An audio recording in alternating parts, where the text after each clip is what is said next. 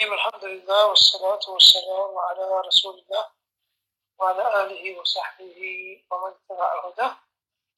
الدرس الثامن, the 8th lesson, my brothers.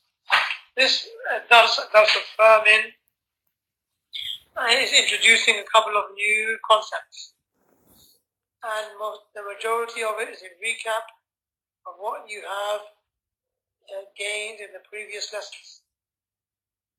هذا ذلك هذه تلك حمزة الوصل and هو هي. طيب, حرف الجر من. طيب, there's a few new concepts being introduced here in this class. One of them is أمام. Another one, خلف.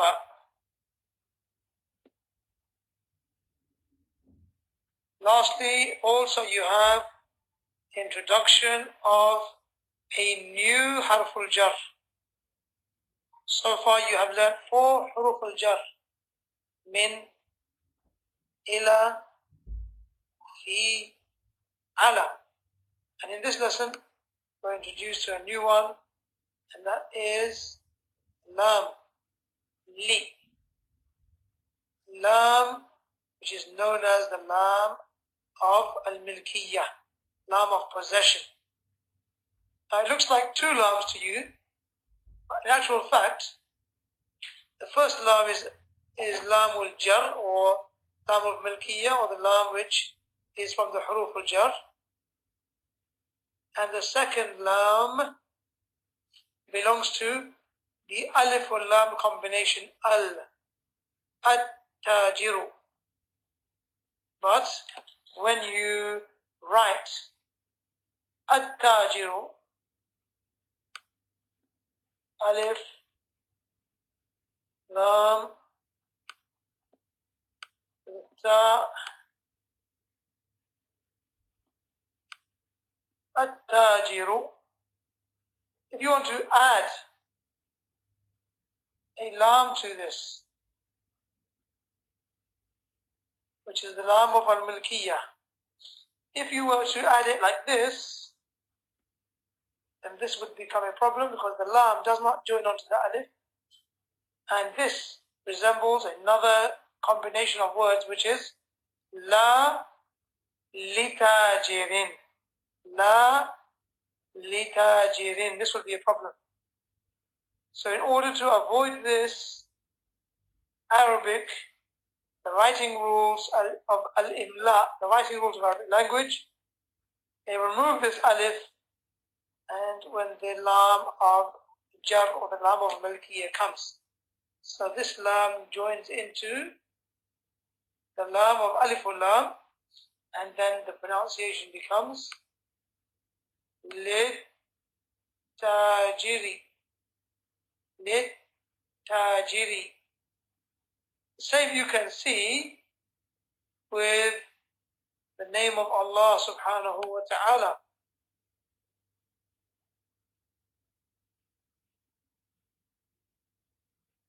Here, alif, lam, lam, then ha. Allahu. Allahu. If you were to add a lam of jar, lillahi, you wouldn't be able to write it in this way, because this would create a confusion in the words. This says la lillahi wal iyadu billah. This is wrong. It's incorrect to write that, but rather the way of writing it would be technically to take this lam and add it to the word as we did in the case of At-Tajir, but specifically in the case of Allah subhanahu wa ta'ala's name, Allahu, these three lams are avoided. It gets written specifically like this. Lillahi.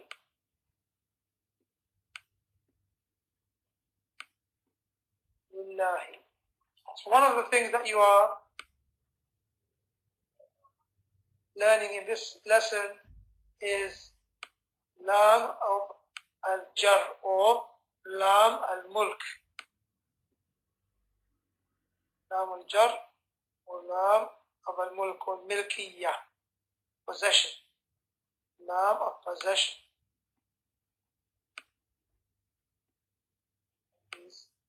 These little signs. Lillahi. This is the correct way to write it, not like this. Whereas all other words with alif and lam, you remove the first alif and join the lam to it. And here is the example in the text. Tajiri. So the first thing you're learning in this class, the first thing you're doing in this class is recapping hada, dhalika, the waw of atf, hamzat al-wasl as it comes at the beginning of a sentence and the middle of a sentence.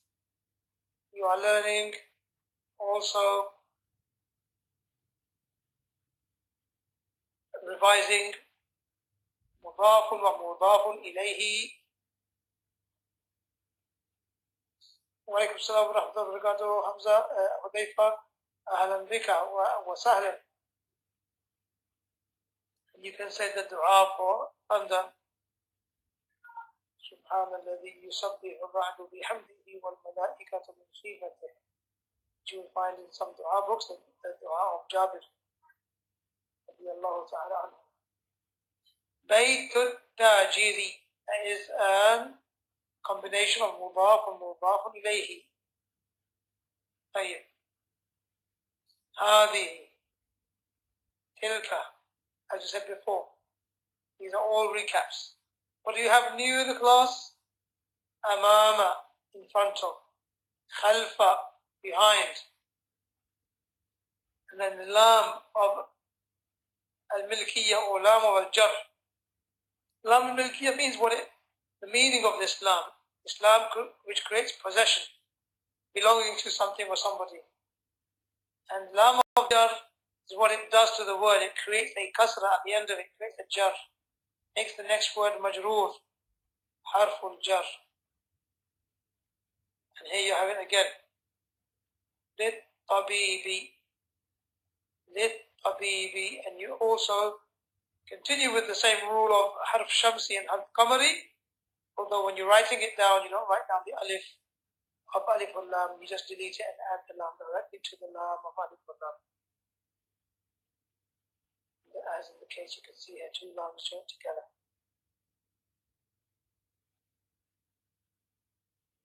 There's one rule left in being introduced in this class, and inshallah ta'ala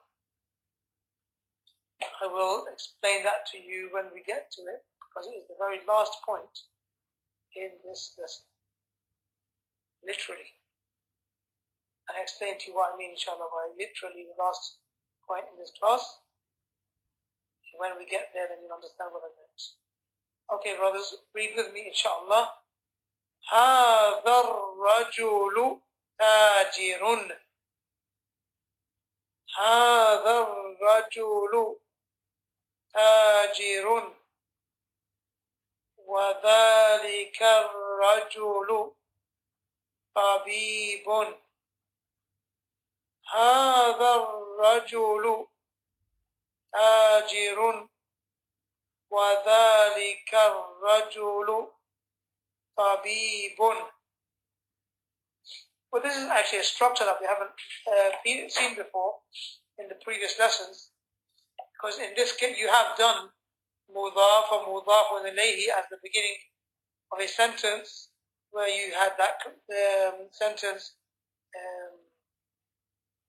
Ibnu Yasirin طبيب وابن سعيد مهندس or something like that we had مضاف مضاف إليه.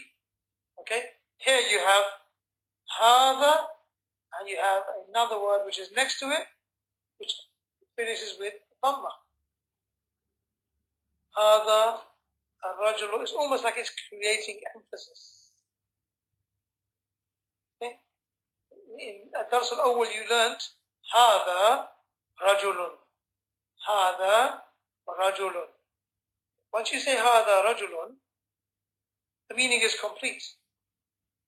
This is a man. When you say هذا الرجل, you are actually saying this man. In that case, you can't stop speaking. You have to continue and say what you were about to say about this man. هذا الرجل. What about this رجل? What about this man? تاجر. He's a tradesman. He's a businessman.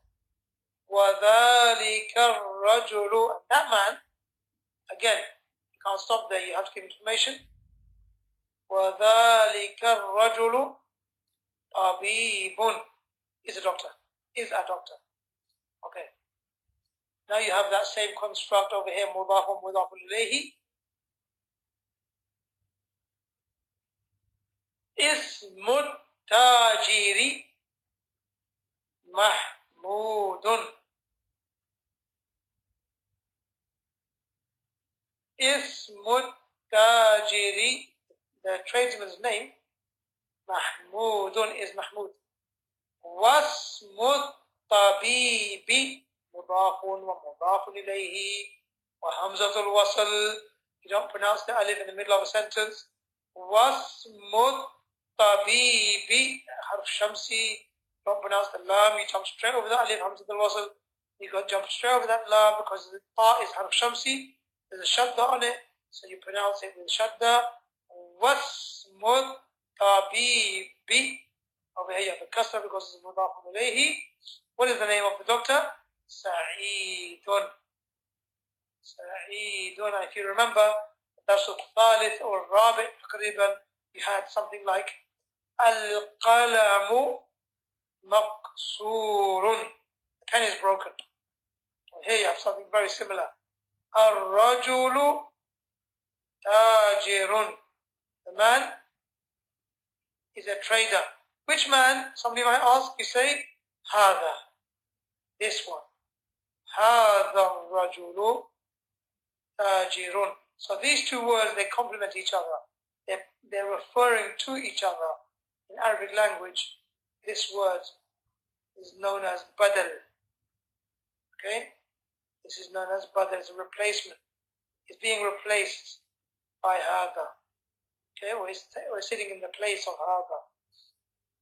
هذا الرجل, both of them are the first quote, the initial part of a sentence that starts with a noun, which is known as jumlatun ismiyatun, a sentence that begins with an ism, with a noun. هذا الرجل. So هذا is a noun. الرجل is a badal. It's a repetition of the first word, elaborating on its meaning. Tajirun, this is explaining who the man is, and this is known as mubtada. This is known as a mubtada, the initial part of a sentence, and tajirun, this is known as khabar, what gives information about the mubtada. And you actually learn this in the dars al-rabi'. We didn't speak about the terminology, but now it's time to speak about the terminology. In dars al-rabi' you learned al-qalamu maqsurun. القلم مقصور. القمر جميل. الماء حار. واللبن بارد. Milk is cold, water is hot, the moon is beautiful, the pen is broken. الكتاب جديد. The book is big, describing that material.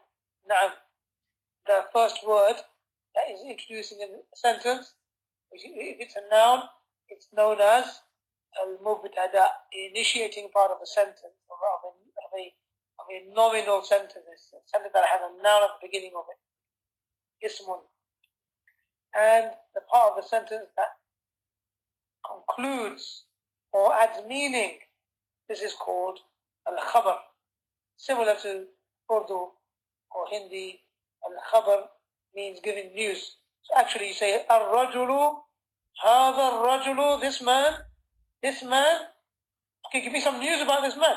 Tajirun, that's the khabar. So linguistically, this is known as khabar. Giving information about the mubtada, about the initial part of the sentence. هذا الرجل تاجر وذلك الرجل طبيب. ذلك الرجل, same as هذا الرجل, but this هذا is known as اسم الإشارة للقريب. اسم الإشارة, a word which points direction and indicates about something which is close by. And ذلك اسم الإشارة للبعيد, is indicating that something is far away. اسم التاجر, the name of this tajir that we just spoke about earlier, Mahmudun. The mubtada is Ismul Tajiri. The khabar is Mahmudun. Ismul Tajiri, the tradesman's name, what is his name? Give me the khabar. Mahmudun. The khabar always has a dhamma on it. Always has a dhamma on it, either one or two. If there's no alif or lam, typically it's going to have two dhammas. If there's alif or lam, it's only going to have one dhamma. Typically, it's only going to have one dhamma. Ismut tajiri, all of that together is mubtada. Mahmudun, that's his name. Wasmut tabibi, and the doctor's name, one that we just discovered up here in the previous line. Wasmut tabibi, and the doctor's name, Sa'idun. This is khabar, that's why it has two dhammas on it.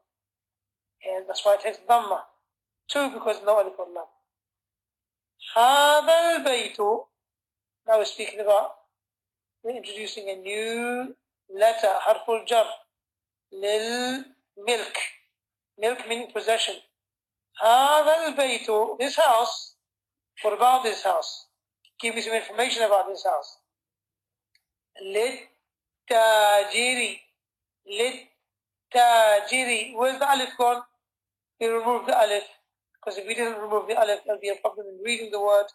Lam al-jar or the lam of al-milkiyya comes and joins directly on the lam of the alif and lam of at-tajir. It also changes the dhamma that used to be at the end of the word, and it makes it into a kasra, as you can see. Why? Because the lam is harful jar. Lit-tajiri. Lit-tajiri. You jump over the unseen alif because it's hamza al-wasl. You land on the ta with a shadda on it because this is harf shamsi. Lit-tajiri. You read it with a kasra because it's after harful jar. You only read it with one kasra because, why, my brothers? Why are you only reading it with one kasra? Because it's not mudafun ilayhi, he's good try, but it's not mudafun ilayhi, because why is there only one kasra? Ya akhi, mudafun ilayhi can have two kasras, it can even harful jar. Harful jar is the lam. My question is, why is it one kasra, not two kasras? We know it has to be kasra because of harful jar that came before it. My question is, why only one? Abdal Yasin. Naam, ahsant. Because this word starts with alif and lam. So the word originally only has one dhamma. So therefore, when you add harful jar to it, it becomes kasra. وَذَلِكَ الْبَيْتُ. This house belongs to the tradesman. And that house, وَذَلِكَ الْبَيْتُ. All of this is mubtada, is the introduction of the sentence. Lit-tabibi, belongs to the doctor. Where is this house? Baytut tajiri, the tradesman's house. Bayt al-Tajiri, the tradesman's house. I haven't actually given you any information yet. Have no khabar. What's the khabar? What's the news about the tradesman's house? What are you going to tell me about it? Are you going to tell me it's kabirun? Are you going to tell me it's saghirun? Are you going to tell me it's jadidun? Are you going to tell me it's wasikhun? It's not clean. Are you going to tell me it's nadhifun, tawilun, qasirun? All these words you learn in the Dars of Rabi'. You need to be revising them and memorizing them and using them. Are you going to say Baytul Tajiri and describe it with one of those words, Jamilun, not beautiful? Or are you going to tell me the place, whereabouts it is? And that's what you're going to tell me. So you say Baytul Tajiri Amam al-Masjidi. Amam al-Masjidi. Amam al-Masjidi. Who can tell me what effect Amama is having on the word al-Masjidu? Amama, what effect is it having on the word al-Masjidu? What has it done to it? What's happened to the word al-Masjidu?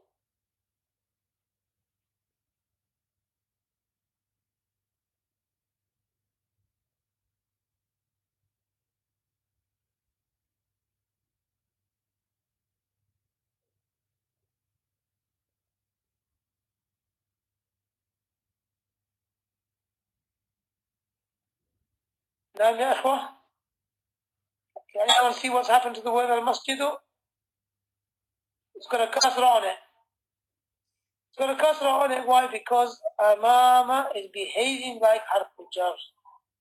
Just like that word we had in the Dars of Rabi' or Khamis, tahta. Tahta al-Maktabi. We said that the word tahta behaves like harf al-jar. Although it's known as something else, that behavior is the behavior of harf al-jar. Some people would say, just to make it easy, this is harf al-jar, this is jar, and this is majroor. And though the correct explanation is, this is a darf makan, the word indicating a direction or a place, and it is mudaf, and the word after is mudaf ilayhi. And we know that mudaf ilayhi is always majroor, it always has a kasra in its original form. One or two, depending on whether it has alif or lam at the beginning of that word. Baytul Tajiri, that is your mubtada, that is the part of the sentence that introduces what you are talking about now. You're talking about the tradesman's house. Aina huwa, where is it? Amam al-Masjidi, in front of the masjid. It's in front of the masjid. Well, this waw again comes, same as previous class, previous sentence, same as the previous sentence to that, same as the first sentence. Waw al-Atf. Waw al-Atf. It's like saying and in the Arabic language. Alaykum as-salam wa rahmatullahi wa barakatuh. Wa baytut tabibi wa baytut tabibi. I want you brothers to be reading with me, inshallah. Wa baytut tabibi, and the doctor's house. And what about the doctor's house? Are you going to tell me baytut tabibi kabirun, saghirun, jadidun, jamilun, wasikhun, tadifun, harun, baridun? It's too hot, it's too cold? Or it is hot and it is cold? Are you going to tell me about baytut tabibi? You're going to tell me the place. Khalf al-madrasati. Khalf al-madrasati. The word is khalfa. Everyone say khalfa. Again, khalfa. Okay, over here say amama. Amama. Amama. Everyone say amama. Here say khalfa. What do you notice? Yes, the last letter finishes and is fixated on a fatha. That's the fixed position of this darful makan. Darful makan. Like amama, خلف, تحت, فوق, عند, besides or at or nearby. جيد. أمام المسجد مضاف, just fixed on a ضم on الفتحة, مبني على الفتحة, fixed on الفتحة. أمام المسجد, in front of the masjid. وبيت الطبيب, and the doctor's house. خلف المدرسة, behind. خلف means behind. Now you know that تحت means underneath and فوق means on top of or above. خلف المدرسة, خلف المدرسة, behind the school.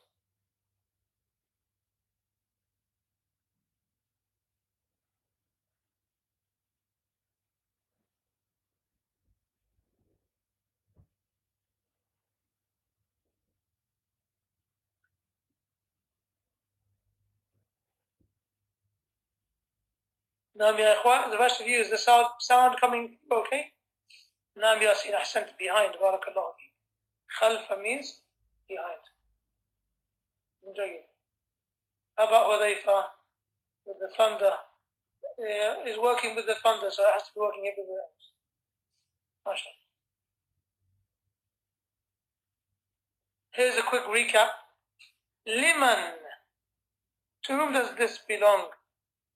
Liman هذه السيارة, liman هذه السيارة, liman هذه السيارة.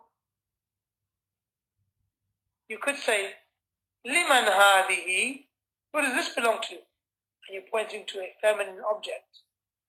I'm talking about feminine, which is in the sense of gender in the language, not a feminine object like lipstick or high heels or something like this. I'm talking about a feminine object in the gender of the language.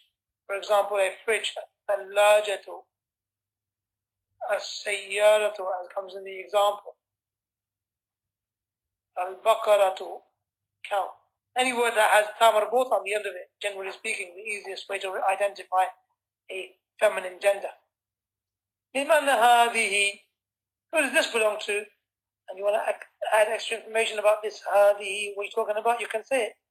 لمن هذه السيارة.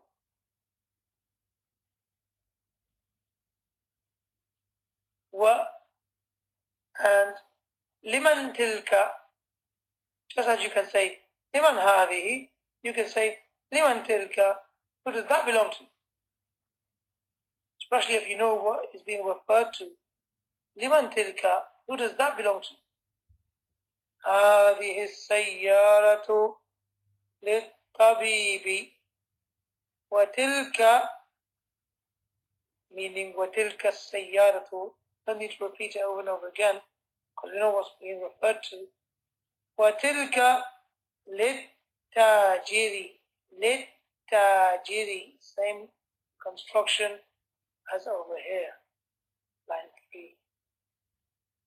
وتلك للتاجر, this car belongs to the doctor and that car belongs to the tradesman. هذه السيارة, this car, من اليابان, is from Japan. الياباني,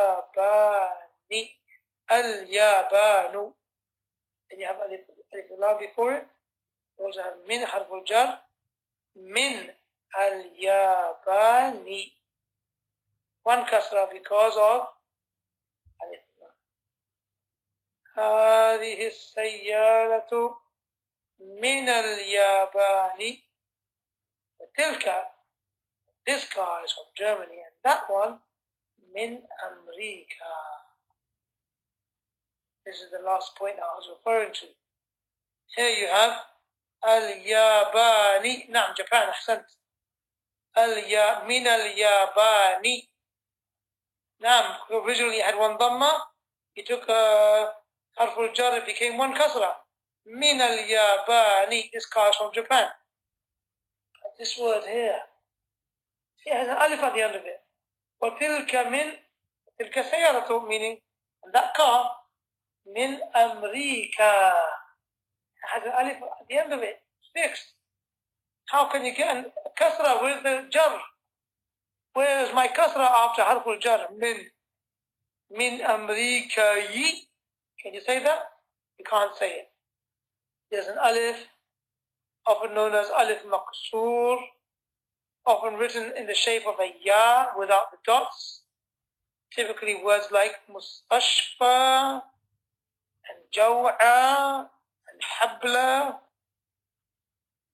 This ya without the two dots, which is actually an alif, which does not accept any vowel points coming at the end of its word, because you cannot pronounce the dhamma, kasra or fatha with this alif. So you can't say وَتِلْكَ مِنْ أَمْرِكِي or أَمْرِكَي. You can't say it.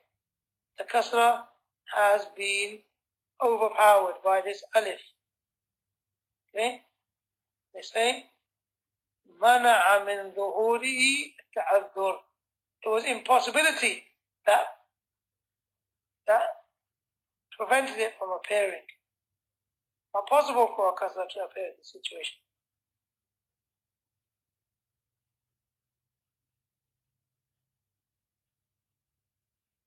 هذه السيارة من اليابان وتلك من أمريكا.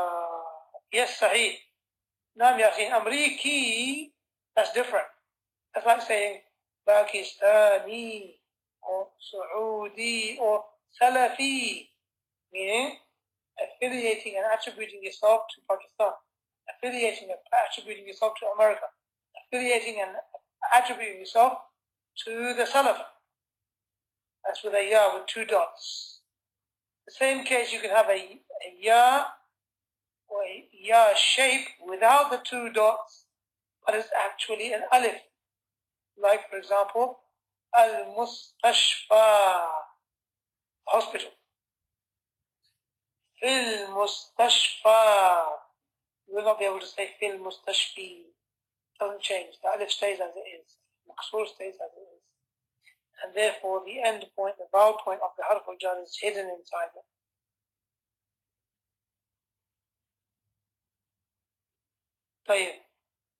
Let's conclude with a couple of comprehension questions on the text, because it's time for start the Isha in Jeddah and I will have to leave. I'll ask the brothers if you want to take the mic, put your hand up, I'll give you the mic inshallah. If I'm answering questions, I can go as well. MashaAllah. Okay, Yasin, let's begin with you. Go ahead.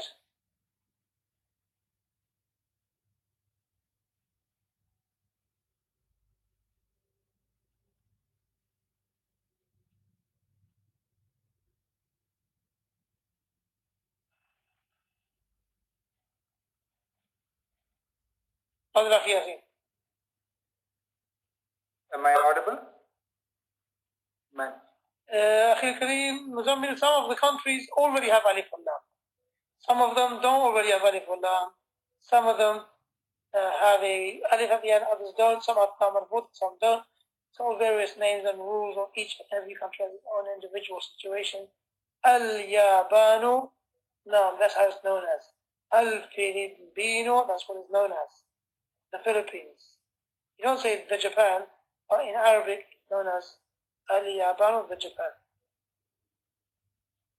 Yasin, not taking the mic, Akhi? It means I can't hear you. Yeah, am I audible? أيوة. تفضل أخي. من هذا الرجل ومن ذلك الرجل؟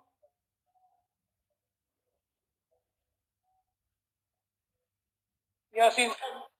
من هذا الرجل ومن ذلك الرجل؟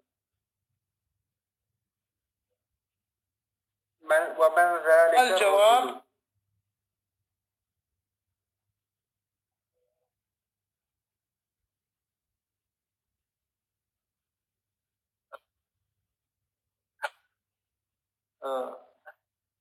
ها ها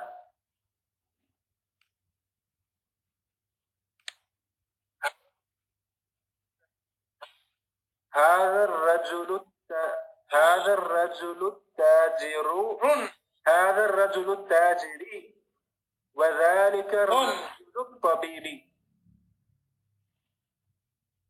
هذا الرجل تاجر أحسنت وذلك الرجل طبيب.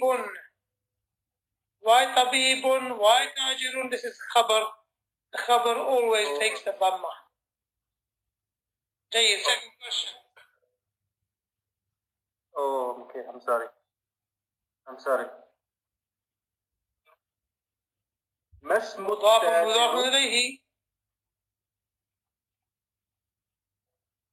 Is that a question? ما اسم التاجر To me or to...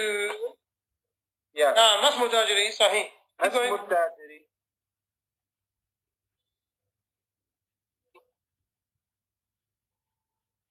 اسم التاجر It's time for Salah in Jeddah. I'm about to leave. I'm going to give the mic to Hudayfa to read a couple of questions and answers.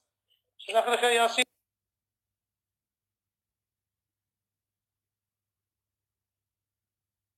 تفضل هديفة. ما اسم الطبيب؟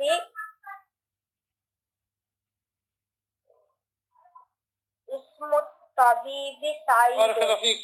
من أين؟ من أين سيارة الطبيب؟ نعم أحسنت.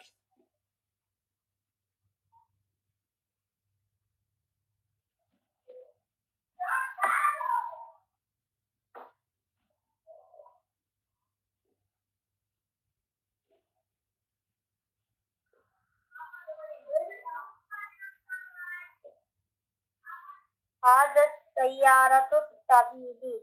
هذه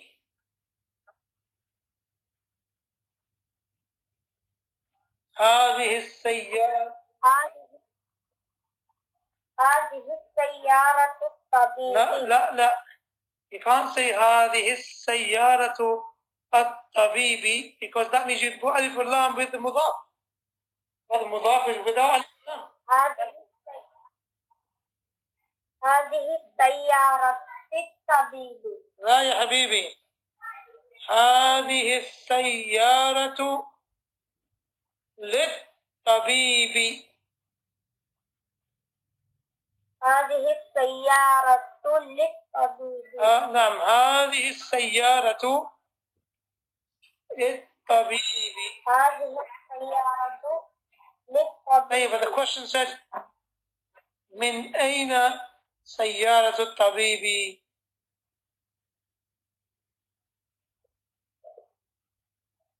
هذه السيارة من اليابان. you have to say سيارة الطبيب من اليابان. سيارة الطبيب من اليابان. He's just taking the same words in the question. سيارة الطبيب من, and this أين is answering the question. الياباني because of من. طيب the last one before I leave. من أين سيارة التاجر؟ سيارة التاجر من أمريكا. أحسنت وبارك الله فيك. من أمريكا. You can't change ألف. Sticks there. من أين سيارة التاجر? Where is this tradesman's car from? سيارة التاجر من أمريكا. بارك الله فيك يا إخوة. بارك الله فيكم وجزاكم الله خيرا. عفوا. I would like you to read as best as possible these words. And my schedule is getting busier, so I'm not able to give feedback as I used to be able to. But I will still ask you to read and practice and send At least I can listen, inshallah, and if there are some common problems, I'll be able to address them in the next class. جزاكم الله خيرا والله أعلم وصلى الله وسلم على نبينا محمد وعلى آله وصحبه وسلم. السلام عليكم ورحمة الله وبركاته.